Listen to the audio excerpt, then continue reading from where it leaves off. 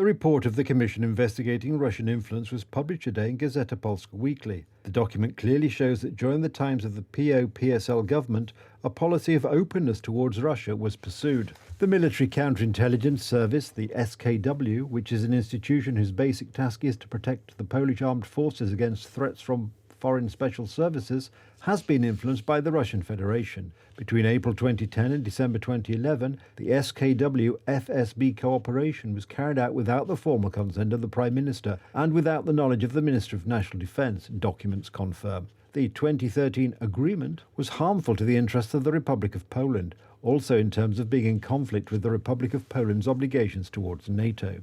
In 2011, Donald Tusk agreed to cooperation between the Polish SKW and the Russian FSB. The Polish side agreed to inform Russia about the activities of third countries, including members of the North Atlantic Treaty Organization. Consequently, Donald Tusk's government agreed to spy on NATO. Sam proces procedowania. The very act of establishing this procedure related to cooperation with the Russians violated legal norms, but the 2013 agreement also put Polish counterintelligence officers in a difficult position. There was criticism of the report in the media. It was said to include the names of Russian agents who were not Russian agents. Former chairman of the commission, Sławomir Cęckiewicz, commented on the allegations. After all, it is the old SKW audit study from 2016, which is an annex to report, and not the commission report itself, in which it was verified and corrected. Tomasz Siemionek, Deputy Prime Minister and Minister of National Defence in Donald Tusk's cabinet, was also asked about cooperation between the SKW and the FSB. The politician has nothing to reproach himself with. The assumption that we should only contact democratic countries is absurd. We talked in the same way with the countries of Central Asia bordering Afghanistan, and these countries are not known for respecting human rights. As I have always said, in the interests of Poland, we can talk even to the devil.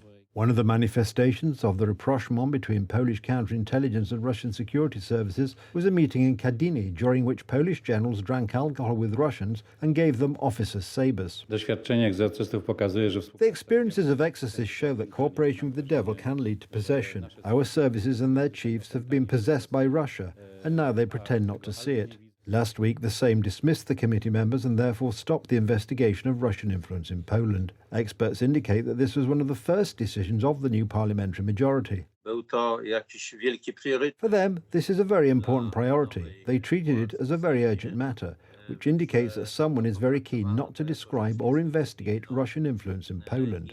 The Commission recommended that Donald Tusk, Jacek Cichocki, Bogdan Klich, Tomasz Siemionek and Bartłomiej Sienkiewicz should not be entrusted with public positions responsible for state security. The committee's recommendation applies to MPs who will decide who will head the future government. Everything indicates that, contrary to the committee's recommendation, it will be Donald Tusk.